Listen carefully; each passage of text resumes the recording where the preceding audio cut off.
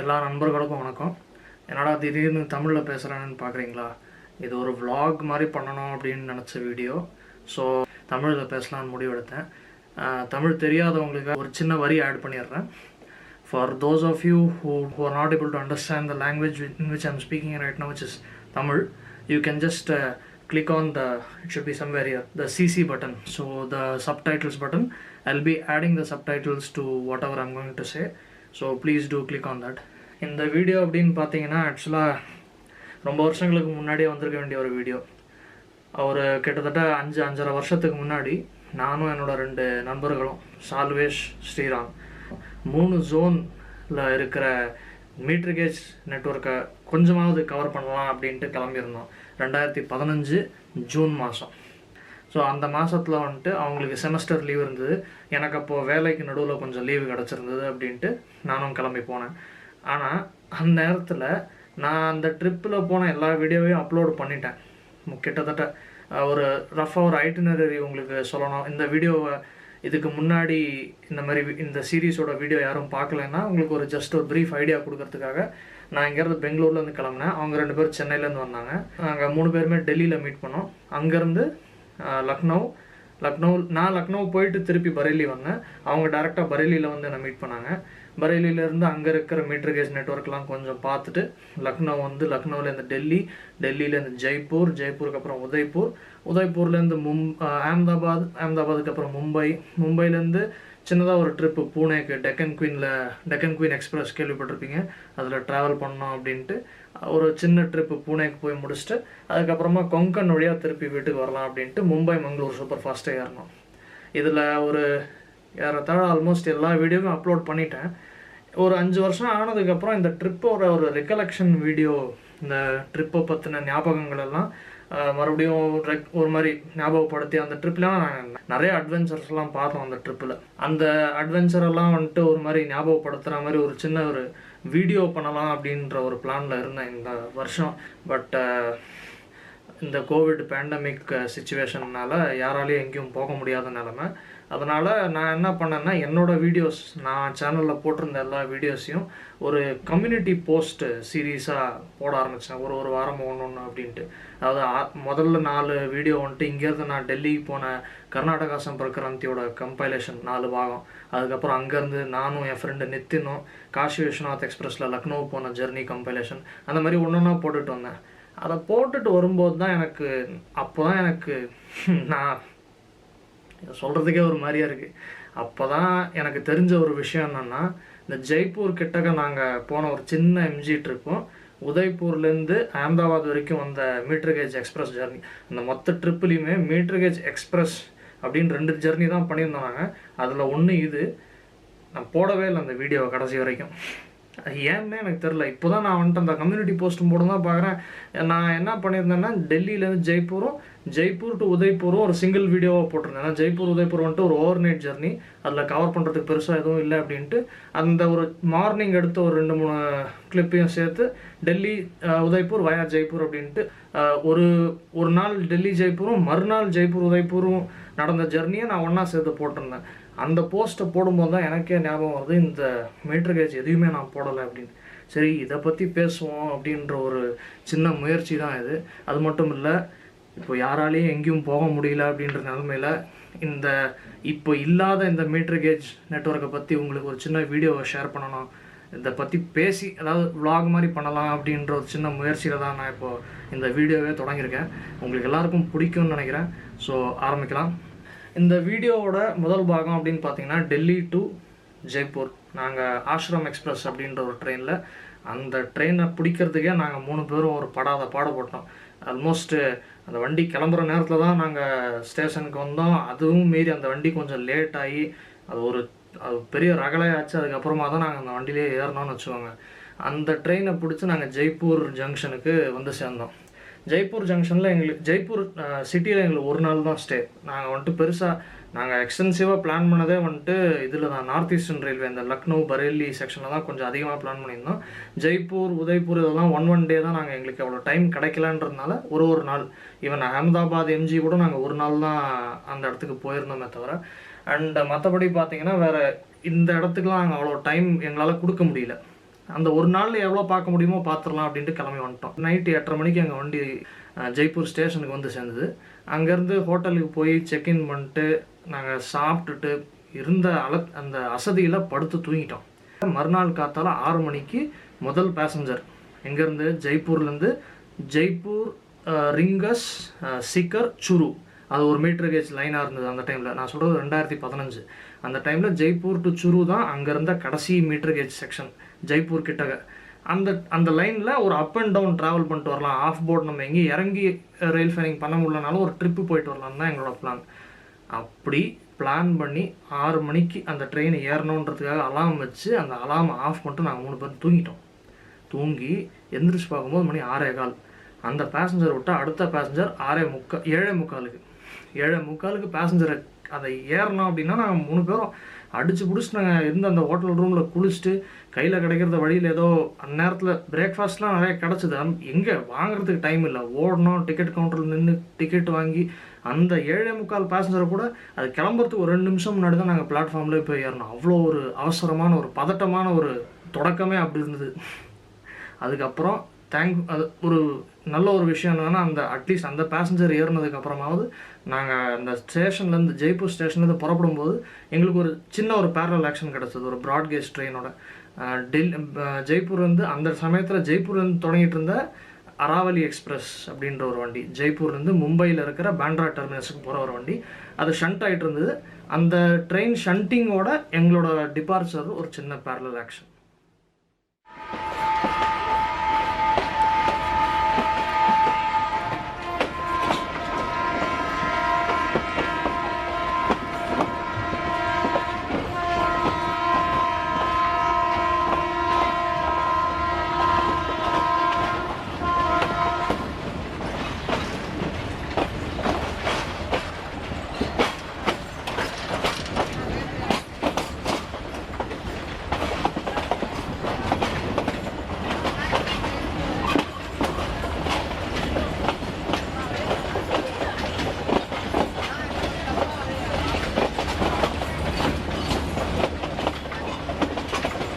Aravali Express.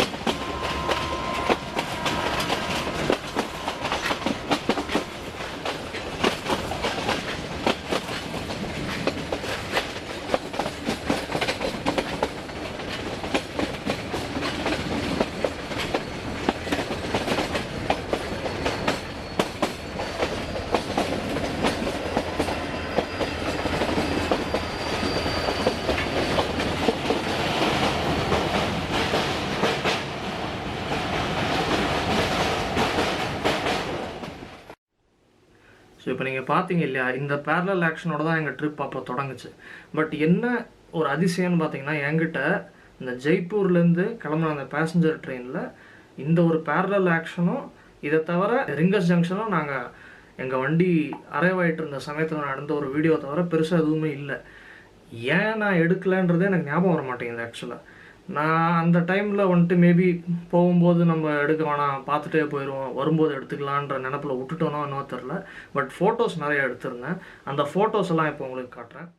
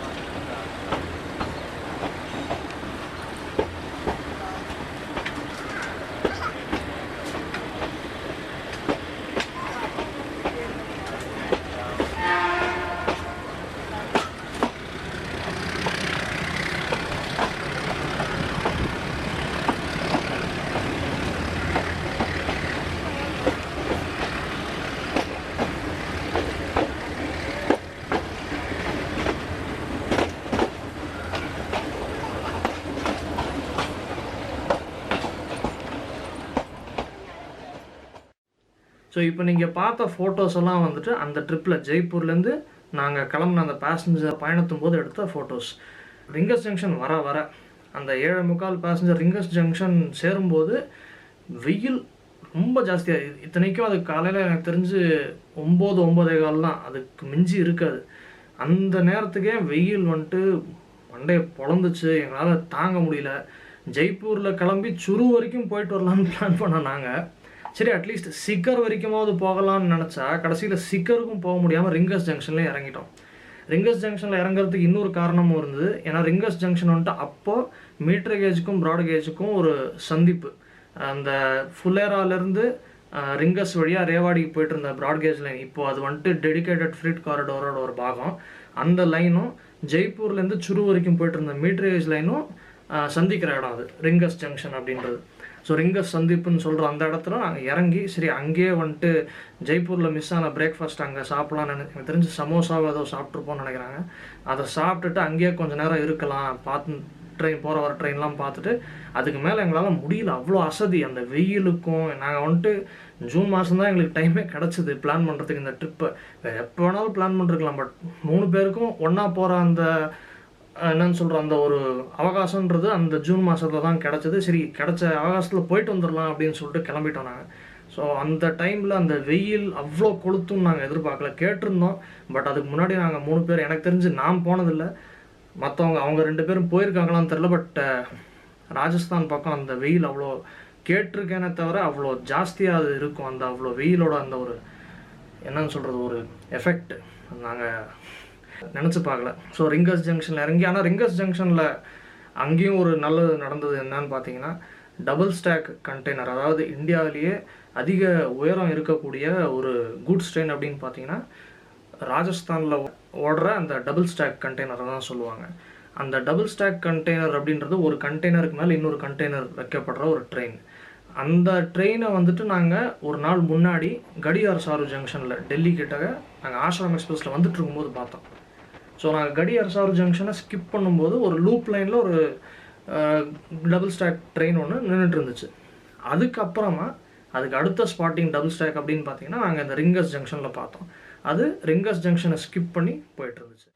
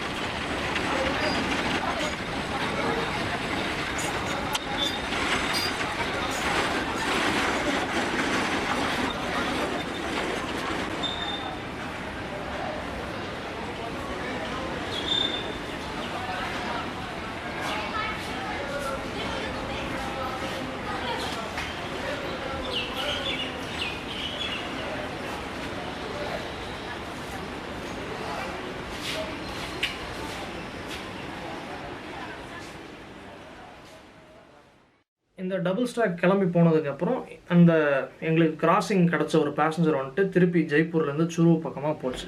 அதனுடைய ஒரு 4-5 photo எடுத்தோம் நாங்கள். இவ்வளோ நேரமும் அங்கே ரிங்கஸ் ஜங்ஷனில் இருந்து முன்னே போகிறதுக்கு மனசே கேட்காம அவ்வளோ அசதி, அவ்வளோ அந்த வெயில் தாங்க முடியாமல் நாங்கள் வந்துட்டு சரி வர்ற அடுத்த வண்டியை பிடிச்சி திருப்பி ஜெய்ப்பூர் போயிடலாம், அட்லீஸ்ட் கொஞ்ச நேரம் ஹோட்டல்லையாவது ஸ்பெண்ட் பண்ணலாம், இதுக்கு மேலே வெயில் தாங்க முடியல அப்படின்ற ஒரு நிலைமைக்கு, அந்த ஒரு மனநிலைக்கு போய் நாங்கள் ரிட்டர்ன் ட்ரெயினுக்கு அடுத்து இந்த சிக்கர்லேருந்து ஜெய்ப்பூர் ஒரு இன்டர்சிட்டி எக்ஸ்பிரஸ் ஒன்று வர்ணமாக இருந்துச்சு அந்த சமயத்தில். அந்த ட்ரெயினில் ஏறி ஜெய்ப்பூருக்கு கிளம்பிடலாம் அப்படி. அந்த அதை எக்ஸ்பிரஸ்ன்னு ஏன் சொல்கிறாங்கன்னு எனக்கு அப்போ தெரில. பேருக்கு தான் எக்ஸ்பிரஸ். ரிங்கஸ்லேருந்து ஜெய்ப்பூருக்குள்ளே எனக்கு தெரிஞ்ச ஒரு 10-11 ஸ்டேஷனாக இருக்கும். அந்த 11 ஸ்டேஷனில் இது 1-2 ஸ்டேஷன்லேயே தான் நிற்கலை, மற்ற எல்லா ஸ்டேஷனும் நின்றுச்சு. எதுக்கு எக்ஸ்பிரஸ்ன்னு சொல்கிறாங்கன்னு தெரில. சரி, ஏதோ ஃபாஸ்ட் பேசஞ்சர் எக்ஸ்பிரஸ் ஆகிட்டாங்க போல் இருக்குது. 1:30 மணிக்கு அந்த வண்டியோட ஜெய்ப்பூர் அரைவல். ஒரே ஒரு சின்ன ஒரு விஷயம் அன்றைக்கி நாங்கள் மிஸ் பண்ணோம். என்னன்னா 1:30 மணிக்கு ஜெய்ப்பூருக்கு உதய்பூர்லேருந்து ஒரு இன்டர்சிட்டி எக்ஸ்பிரஸ் ஒன்று வரணும். அந்த ட்ரெயின் கரெக்டான சமயத்துக்கு வந்திருந்ததுன்னா எங்கள் மீட்டர் கேஜ் எக்ஸ்பிரஸும் அந்த ப்ராட்கேஜ் ட்ரெயினும் பேரலாக ஒரு என்ட்ரி கிடச்சிருக்கும் எங்களுக்கு. பட் அது இல்லாமல் வேறு ஒரு பேரலல் ஆக்ஷன் கிடச்சிது. அது என்னன்றதை இந்த ரிங்கஸ்லேருந்து ஜெய்ப்பூர் போகிற வீடியோவில் நீங்கள் இப்போது பாருங்கள்.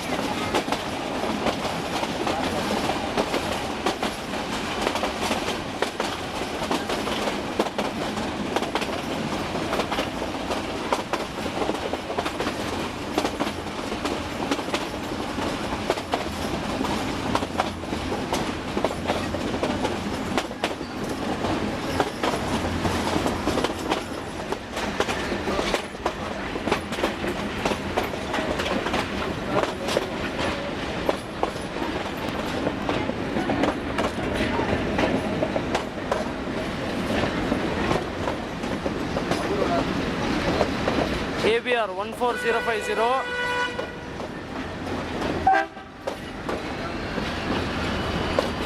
Jaipur Chennai SBI 12491,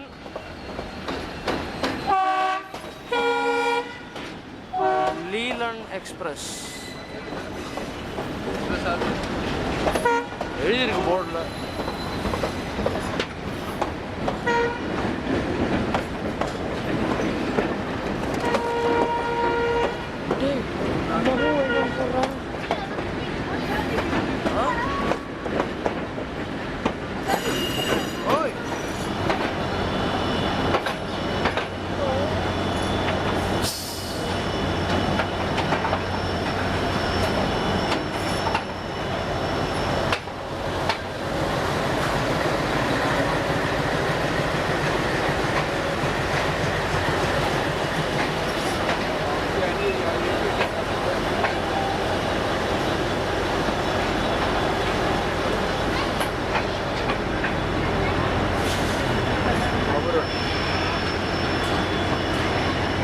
Mumbai Jaipur super fast.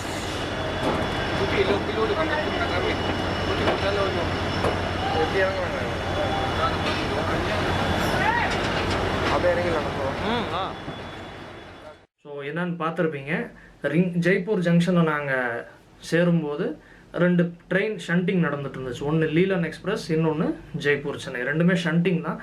But ஷண்டிங்னா இருந்தாலும் அது ரெண்டுமே பேரலாக கொஞ்சம் தூரத்துக்காச்சும் போச்சுன்றது ஒரு ஆறுதல்.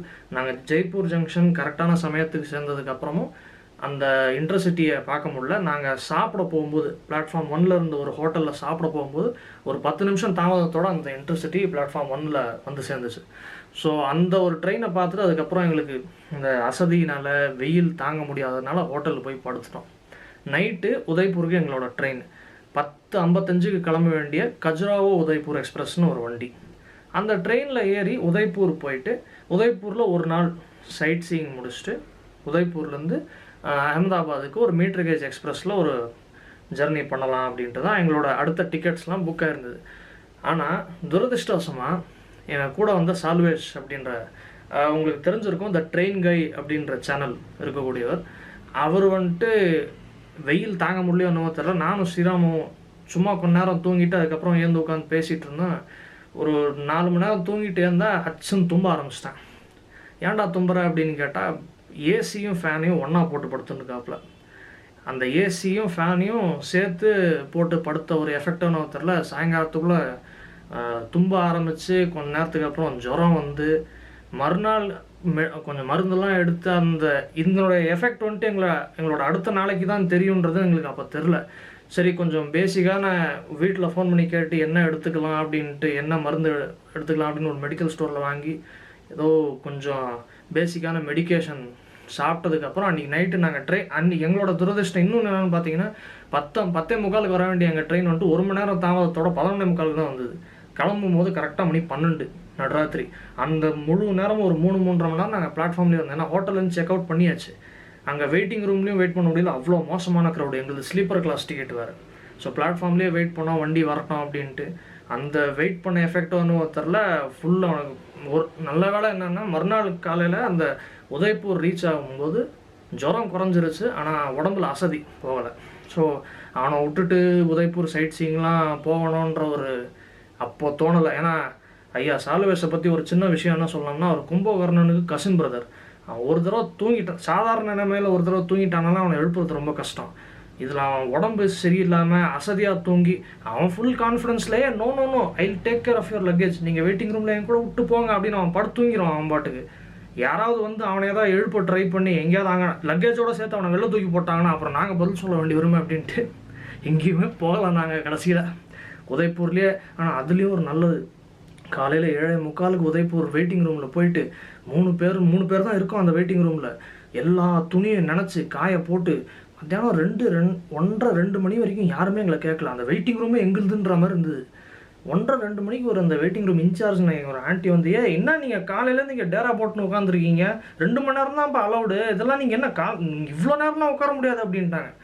அப்போ தான் அந்த ஆண்டிக்கே ஸ்ட்ரைக் ஆகுது போட்டிருக்கிறாங்க, அங்கே அவ்வளோ நேரம் உட்காந்துருந்தோம் அப்படின்ட்டு. ஆனால் என்ன ஒரு பர்பஸ் என்ன சால்வாச்சுன்னா, துணி காஞ்சிருச்சு, அவனும் கொஞ்சம் நல்லா சால்வேஷன் படுத்து தூங்கி ஏந்துட்டான், அவனோட உடம்பு அசதியும் போச்சு, கொஞ்சம் நடமாடுற அளவுக்கு அவனுக்கு உடம்புல கொஞ்சம் தெம்பு வந்துருச்சு அப்படின்றதுனால சரி நாங்கள் கிளம்பிட்டோம் அந்த வெயிட்டிங் ரூம்லேருந்து. சைட் சீங் என்ன உதய்பூர் அங்கே தான் இருக்க போது, இன்னொரு நாளைக்கு பார்த்துக்கலாம் அப்படின்ட்டு ஒரு 2:33 அந்த டைமுக்கு வந்துட்டு வெளில பிளாட்ஃபார்ம் வந்து லைட்டாக கொஞ்சம் டீ ஸ்நாக்ஸ்லாம் சாப்பிட்டு உதய்பூரில் பிளாட்ஃபார்ம் நம்பர் 4லேருந்து எங்களோட அகமதாபாத் எக்ஸ்பிரஸோட டிபார்ச்சர். 4ஆம் நம்பர் பிளாட்ஃபார்ம் அப்படின்னு பார்த்தீங்கன்னா, நம்ம கிராமத்துலலாம் மண் ரோடு இருக்காது, வயக்காட்டுக்கு நடுவில் ஒரு சின்ன மண் ரோடு மாதிரி அந்த மாதிரி ஒரு இடத்த அதை ஒரு சின்ன ஒரு பேட்ச், அதை பிளாட்ஃபார்ம் வந்துட்டு அங்கேருந்து வண்டியை கிளப்புனாங்க. எங்களுக்கு ப்ராப்பராக சிக்னல் கூட கிடையாது, மேனுவல் கொடி காட்டி தான் அவங்க வந்துட்டு வண்டியை கிளப்புனாங்க. இந்த சமயத்தில் கூட எனக்கு தெரியாத ஒரு விஷயம் என்னன்னு பார்த்தீங்கன்னா, இந்த ட்ரிப்லேயே எனக்கு கிடைக்கக்கூடிய மிகப்பெரிய பல்பு அப்போ வரைக்கும் அதுக்கு இதை நான் வந்துட்டு அனுபவிக்க போகிறேன்றது எனக்கு தெரில. அந்த என்னன்றதை நான் சொல்கிறதுக்கு முன்னாடி இந்த ஜர்னியோட தொடக்கத்தை மட்டும் பார்த்துட்டு வாங்க.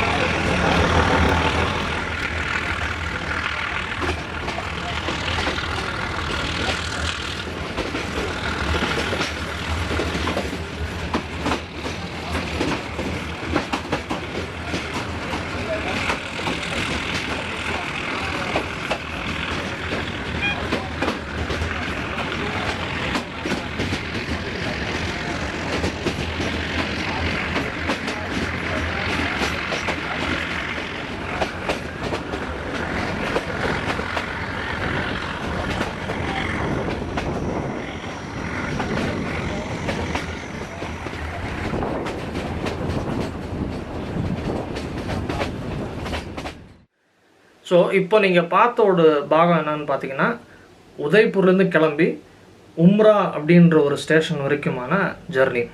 நல்ல ஸ்லோவான பிரயாணம் தான். காட் செக்ஷன் வழியாக ட்ராவல் பண்ணுற ஒரு ஸ்ட்ரெச். அது நல்லா பார்க்குறதுக்கு ரொம்ப அழகாக இருந்தது தான். எங்களோட முதல் ட்ரிப் அந்த பாகத்துக்கு. நிறைய பேர் வந்துட்டு என்ன சொன்னாங்கன்னா, நீங்கள் பகலில் ட்ராவல் பண்ணியிருக்கலாம். மேவாடு ஃபாஸ்ட் பேசஞ்சர்னு ஒரு ட்ரெயின் இருக்குது. அந்த ட்ரெயின் வந்துட்டு என்னன்னா, உதய்பூர்லேருந்து அஹமதாபாத் 2 பக்கமும் அது பகலில் ட்ராவல் பண்ணக்கூடிய ஒரு வண்டி. காலையில் கிளம்பி ஈவினிங் சேர்ற மாதிரி இன்னொரு இடத்துக்கு. அந்த ஒரு ட்ரெயினை ஏறினோம்னா நாங்கள் ஒரு ராத்திரி உதய்பூரில் தங்கியிருக்கணும், இல்லை முதல் நாள் ராத்திரி வந்திருக்கணும். அந்த மாதிரி எங்களால் பிளான் பண்ண முடியாத காரணத்தினால இந்த ஓவர் நைட் எக்ஸ்பிரஸ்லேயே போய்க்கலாம் அப்படின்னு சொல்லிட்டு இதில் புக் பண்ணியிருந்தோம். பட் சம்மருன்றதுனால ஒரு கொஞ்சம் 6:45 7 மணி வரைக்கும் தான் 6:45 7 மணி வரைக்கும் வெளிச்சம் இருந்தது. ஸோ சூரியாஸ்தமனம் ஆகலை அந்த சமயத்துக்கு. அவ்வளோ வெளிச்சம் இருந்ததுனால கொஞ்சம் தூரமாவது எங்களால் என்ஜாய் பண்ண முடிஞ்சுது. ஆனால் எனக்கு கிடச்ச ஒரு மிகப்பெரிய அந்த பல்பு மொமெண்ட் அப்படின்னு சொல்லுவாங்க, அந்த மொமெண்ட், இந்த ஒரு தருணம் என்னன்னு பார்த்தீங்கன்னா, எங்களுக்கு கிடைக்கக்கூடிய ஒரே ஒரு கிராசிங், ஒத்த கிராசிங். உம்ரா ஸ்டேஷனில் வந்துட்டுருக்கிற மேவாடு ஃபாஸ்ட் பேசஞ்சர் எங்களுக்காக லூப்பில் வாங்கியிருக்காங்க. எங்களை ஹோம் சிக்னலில் நிறுத்தி அந்த வண்டியை ரிசீவ் பண்ணிவிட்டு அப்புறமா எங்களை அனுப்புகிறாங்க. நான் கேமராவை ஆன் பண்ணிவிட்டு டோரில் நின்றுருக்கேன், ஸ்ரீராம் என் பக்கத்தில் நின்றுருக்கான். நாங்கள் 2 பேரும், அவன் ரெக்கார்ட் பண்ணிகிட்ருக்கான், நான் கேமராவை மட்டும்தான் ஆன் பண்ணிருக்கேன், ரெக்கார்ட் பட்டன் அழுத்தலை. அந்த கேமரா ஸ்க்ரீனில் தெரியும் இல்லையா வண்டி பாஸ் ஆகிட்டுருக்கிறது. நான் வந்துட்டு சரி ஸ்க்ரீனில் தெரியுது ரெக்கார்ட் ஆகிட்டுருக்குன்ற நம்பிக்கையில் நான் பாட்டு அந்த வண்டி முழுசாக போகிறதுக்கப்புறம் ஓப்பன் பண்ணி பார்க்குறேன், ஃபைல் எதுவுமே இல்லை. அப்புறம் தான் எனக்கே ஸ்ட்ரைக் ஆகுது, நான் ரெக்கார்டை ஸ்டார்ட் பண்ண வேண்டிய நேரத்தில் பண்ணலை, அந்த ட்ரெயின் பாஸ் ஆனதுக்கப்புறம் ரெக்கார்ட் பட்டனை ப்ரெஸ் பண்ணுறேன், அப்போ தான் வீடியோவே ரெக்கார்ட் ஆக ஆரம்பிக்குது அப்படின்ட்டு. இருந்த ஒரே ஒரு கிராசிங்கும் போச்சு. இப்போ அந்த ட்ரெயினே இல்லை, அந்த செக்ஷனே மொத்தமாக கேஜ் கன்வர்ஷனுக்கு பலியாயிருச்சு.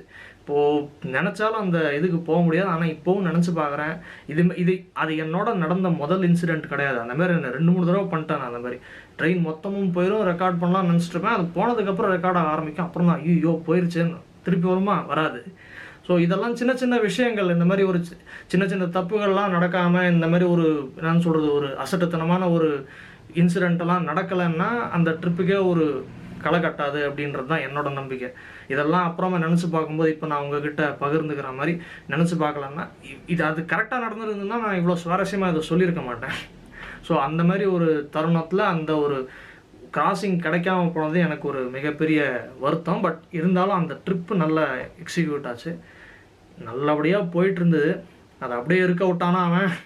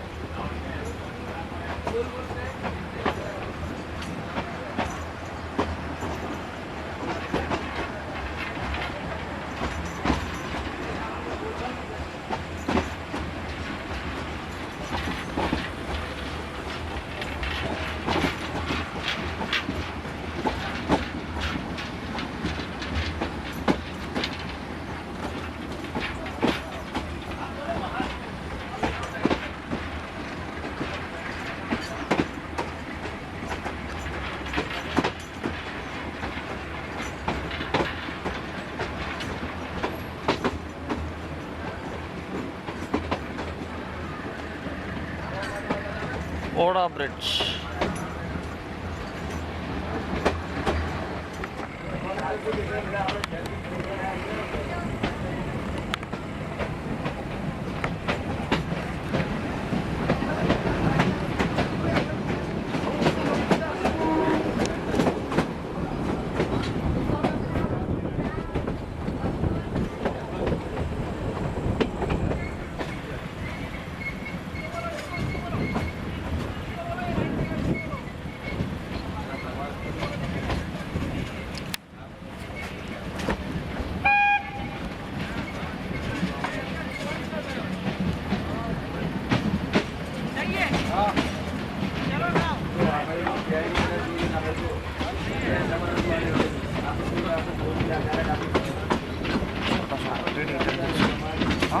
ரீடிங் தெரிஞ்சிருச்சு.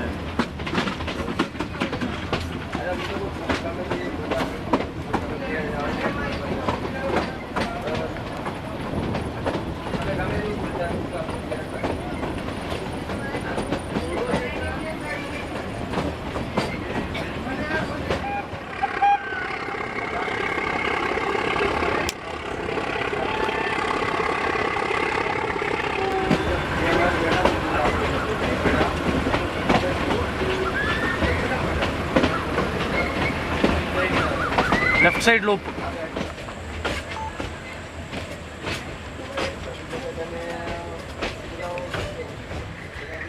பார்த்துட்டு இருக்கேன்.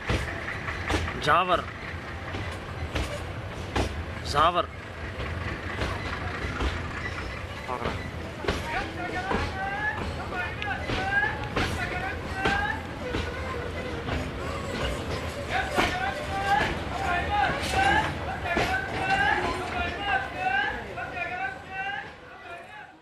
இது வரைக்கும் நீங்கள் பார்த்த காட்சிகள்லாம் வந்துட்டு ஜாவர் அப்படின்ற ஒரு ஸ்டேஷனில் நான் ஜாவர் வரைக்கும் நான் எடுத்த ஃபோட்டோவும் வீடியோவும் நல்லா அழகான ஒரு ரூட்டு. மலைப்பிரதேசத்துக்கு வழியாக வர்ற ஒரு அராவலி மலைப்பிரதேசம் வழியாக வர்ற ஒரு மீட்ரு கேஜ் ரூட் அந்த காலத்தில்.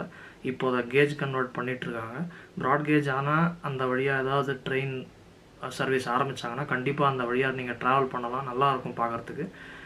அந்த ரூட்டில் நாங்கள் கடைசியாக வெளிச்சத்தில் பார்த்த ஒரு வெளிச்சம்னு சொல்ல முடியாது, ட்வைலைட் அப்படின்னு சொல்லலாம். ட்வைலைட்டில் பார்த்த நாங்கள் ஒரு ஸ்டேஷன் சொன்னோம்னா ஜாவர். நாங்கள் ஜாவரில் நுழையிறோம். அதுக்கப்புறம் கொஞ்ச நேரத்துக்கு அப்புறம் இருட்டிருச்சு. ஸோ அந்த ஸ்டேஷனுக்கு அப்புறம் பெருசாக நான் ஒன்றும் எடுக்கலை. ஜாவரில் கொஞ்சம் அதிகமான கூடுதலான நேரத்துக்கு நாங்கள் நின்றுருந்தோம். ஏதோ ஒரு ட்ரெயின் ஏதோ ஒரு கோச்சோட சக்கரத்தை ஏதோ பிரச்சனையாச்சு அப்படின்ட்டு கொஞ்சம் அதிகமான சமயத்துக்கு நிறுத்தியிருந்தாங்க. நல்ல வேளை நிறுத்தினாங்க. ஏன்னா ஜாவர் தான் அந்த ஸ்டேஷனில் தான் நாங்கள் வந்துட்டு டீ காஃபி அப்புறம் இந்த சிப்ஸ் பிஸ்கட் இதெல்லாம் தான் கிடச்சிதாங்க. சாப்பாடுன்னு பெருசாக அதுவும் கிடைக்கல. அன்றைக்கி நைட்டு எங்களுக்கு அதுதான் சாப்பாடு. ஸோ அதுதான் நாங்கள் வந்துட்டு கடைசியாக நாங்கள் வெளிச்சத்தில் பார்த்த ஸ்டேஷனும் நாங்கள் கடைசியாக எனக்கு ஞாபகம் இருக்கிற ஸ்டேஷனை தான். அதுக்கப்புறம் எனக்கு தெரிஞ்சு நாங்கள் 3 பேருமே தூங்கிட்டோம். நான் எந்திரிச்சது ஒரே ஒரு தடவை தான். ஹிம்மத் நகர் அப்படின்ட்டு நடுராத்திரி ஐ திங்க் 1:45 ஹிம்மத் நகர் வந்திருந்தான். ஹிம்மத் நகரில் நான் படுத்துட்டு இருந்தேன் லோயர் பர்த்தில். ஒரு ஆர்பிஎஃப் கான்ஸ்டபிள் வந்து என்னை எழுப்பினார். அவர் வந்துட்டு நான் மிடில் பர்த்தை போடாமே படுத்துட்டேன். ஸோ அவர் வந்துட்டு என்னை எழுப்பி இதை கொஞ்சம் போட்டு விட்றீங்களா, நான் படுத்துக்கிறேன் அதில் அப்படின்னாரு. சரின்னு சொல்லிட்டு மேக்ஸிமம் ஒரு 2 நிமிஷம் கண் முழிச்சிருப்பேன். நான் எழுந்து அந்த மிடில் பர்த்தில் ஹுக்கை மாட்டி நான் அதுக்கப்புறமா கீழே ஜஸ்ட்டு படுத்து கண் மூடுறதுக்கு முன்னாடி என்ன ஸ்டேஷன் போர்டுன்னு பார்த்தா ஹிம்மத் நகர்னு போட்டிருந்தது. ஆனால் சரின்னு படுத்துட்டேன். படுத்ததுக்கப்புறம் தான் வந்துட்டு மறுநாள் காலையில் ஒரு 4 மணி நான் வந்துட்டு தெரிஞ்சுதான் 3:30 மணிக்கு அலாம் வச்சேன். 3:55 நாங்கள் அகமதாபாத் சேர்ந்துட்டோம். 4:25 வர வேண்டிய ட்ரெயின் அகமதாபாத்துக்கு 1/2 மணி நேரம் முன்கூட்டியே அகமதாபாத் ஸ்டேஷனுக்கு வந்தாச்சு. அப்போ எங்களுக்கு ஒரு சின்னதாக ஒரு பேரலல் ஆக்ஷன் கிடச்சிது. சோம்நாத்லேருந்து வந்துட்டு இருந்த over night express, Somnath Ahmedabad express அப்படின்ட்டு அந்த ட்ரெயின் ப்ராட் கேஜ் நாங்கள் மீட்டர் கேஜ் ஒரே சமயத்தில் அகமதாபாத் ஸ்டேஷனை சேர்ந்தோம்.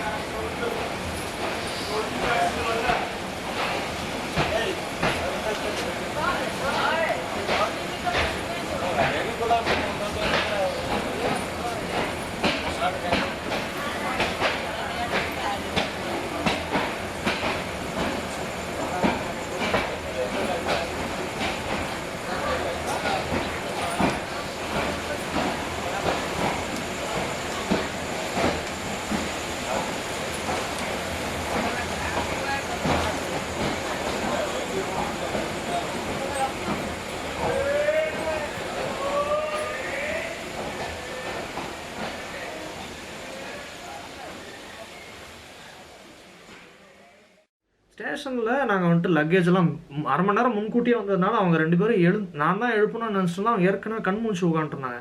என்னடான்னு பார்த்தா சால்வேஸ் ஐயா வந்துட்டு விரலில் ஒரு கட்டோட இறங்குறாரு. என்னடா ஆச்சுன்னு நான் பதறி போய் கேட்குறேன். அவன் வந்துட்டு நான் ஃபேனுக்குள்ளே விரலை விட்டேன் அப்படின்றான். ஃபேனுக்குள்ளே விரலா? இது என்னடா இப்படின்னு விரல் 5 விரலும் அவன் கையில் இருக்குது, பதறாதீங்க. அவன் விரல் வந்துட்டு கீறி இருந்தது ஃபேன். என்னடான்னு கேட்டால் நடுராத்திரி தூக்க கழகத்தில் ஃபேனுக்குள்ளே விரல விட்டேன் அப்படின்னு அவன் சொல்ல, இவன் கத்தல நான் எந்திரிச்சு உட்காந்துட்டேன் அப்படின்னு ஸ்ரீராம் சொல்ல, இவங்க 2 பேரும் கத்துனாங்கன்னா நான் ஏன்டா எந்திரிக்கலான்னு நான் நினச்சிட்டு இருக்கேன். இவங்க 2 பேரும் கத்தி ஏதோ இந்த மாதிரி ஒரு சம்பவம் நடந்திருக்கு அப்படின்னா நான் அவ்வளோ அசதியாக நான் தூங்கிட்டு இருந்திருக்கேன் கீழே லோயர் பர்த்தில். இது எப்போ நடந்ததுன்னு கூட தெரியாமல் நான் பாட்டு தூங்கிட்டு இருந்திருக்கேன் கீழே.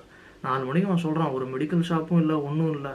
2 நாள் முன்னாடி தான் ஜுரத்தில் உட்காந்தவன், மறுநாள் வந்துட்டு அசதியில் உதய்பூரில் படுத்து தூங்கிவன். என்ன பண்ணுறதுன்னு தெரியாமல் போய் ரிட்டையரிங் ரூமில் அந்த ஆஃபீஸர்கிட்ட கேட்டோம். இந்த மாதிரி ஒரு ரூம் வேணும், எங்களுக்கு 8 மணிக்கு புக்கிங் இருக்குது, அது வரைக்குமாவது கொஞ்சம் ரெஸ்ட் எடுத்துக்கலாமா, வண்டி சீக்கிரம் வந்துருச்சு அப்படின்னா அவர் பெரிய ரூல்ஸ் ராமானுஜ மாட்டோம். இல்லை நோ நாட் பாசிபிள், 8 बजे तक ही आपको अलाउ करेगा, அது இதுன்னெலாம் பேச ஆரம்பிச்சிட்டாரு.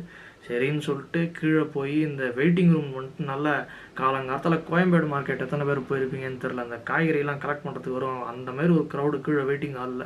அத்தனை பேருக்கு நடுவில் நாங்கள் ஏதோ ஒரு சின்னதாக ஒரு ஸ்பாட்டை பார்த்து உட்காந்துட்டு அதுக்கப்புறமா அங்கேருந்து 8 மணி ஆகிறச்ச போய் அவர்கிட்ட அந்த ரிட்டையரிங் ரூம் ரிசர்வேஷன் ஸ்லிப்பை காட்டி போய் படுத்து தூங்கிட்டோம். அன்றைக்கும் வந்துட்டு கொஞ்சம் அசதியாக இருந்ததுனால காலையில் 9 மணிக்கோ 9:30க்கோ கிளம்புற முதல் பேசஞ்சராக அங்கே மிஸ் பண்ணிட்டோம். 11:15க்கு அடுத்த பேசஞ்சர் ஏறி மேசானா வரைக்கும் ட்ராவல் பண்ணிவிட்டு ரிட்டர்ன் வந்தோம்.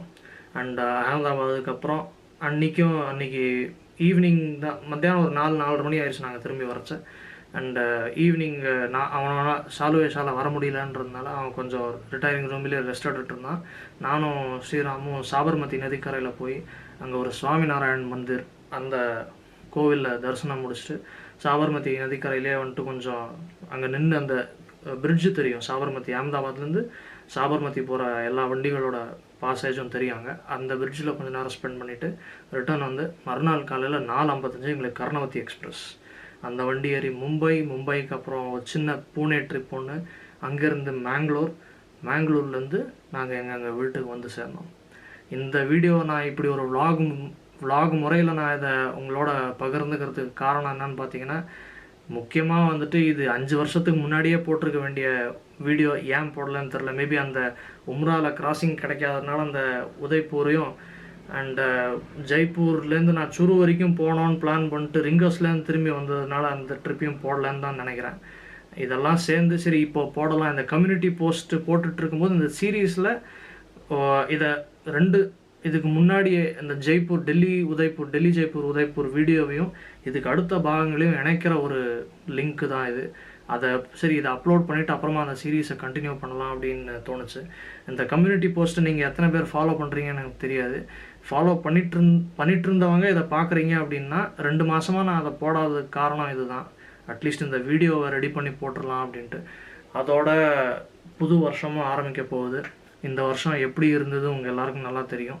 அடுத்த வருஷமாவது இன்னும் கொஞ்சம் பெட்டரான சிச்சுவேஷனில் நம்ம எல்லோரும் வந்துட்டு இருக்கலாம். இன்னும் அடுத்த வருஷம் கண்டிப்பாக நல்லா இருக்கும், இதை விட பெட்டராக இருக்கும் அப்படின்ற ஒரு நம்பிக்கையில் நம்ம முன்னுக்கு போகலாம். அதனால தான் இந்த ஒரு ஞாபகார்த்தமான வீடியோ உங்களோட பகிர்ந்துக்கிறேன். ஸோ அடுத்த வருஷம் எப்படி இருக்கும்னு எல்லாம் தெரியாது, ஆனால் நல்லா இருக்கும் அப்படின்ற ஒரு நம்பிக்கையில் போவோம். நல்லா இருக்கும், நல்லா இருக்கணும் அப்படின்ற ஒரு முயற்சி எடுப்போம். நம்மெல்லாம் நல்லா இருந்தால் நம்மளை சுற்றி இருக்கிற சூழ்நிலையும் நல்லாயிருக்கும், நம்ம வாழ்க்கையும் நல்லாயிருக்கும் அப்படின்றத வேண்டிட்டு அடுத்த வீடியோவில் உங்களை சந்திக்கிற வரைக்கும் உங்களிடமிருந்து விடைபெறுவது ஆதித்யா வைத்தியநாதன். தமிழில் எனக்கு தெரிஞ்சு நான் இதை பண்ணுற 2வது vlogன்னு நினைக்கிறேன். இதுக்கு முன்னாடி அந்த பொள்ளாச்சி ட்ரிப் ஒன்று பண்ணியிருந்தேன் 2 வீடியோ அதில்.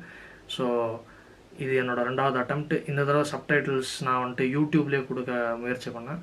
ஸோ இது எப்படி இருந்ததுன்னு கண்டிப்பாக கமெண்ட் செக்ஷனில் பதிவு பண்ணுங்கள். இந்த வீடியோ பிடிச்சிருந்ததுன்னா ஷேர் பண்ணுங்கள். முதல் முறையாக இந்த சேனலுக்கு நீங்கள் வந்திருக்கீங்க, இந்த வீடியோவெல்லாம் பார்க்குறீங்க, கண்டென்ட் பிடிச்சிருந்ததுன்னா கண்டிப்பாக சப்ஸ்கிரைப் பண்ணுங்கள். உங்கள் ஆதரவு எங்களுக்கு ரொம்ப முக்கியமானது. So until we meet next time, this is Aditya Vaidyanathan signing off. Bye.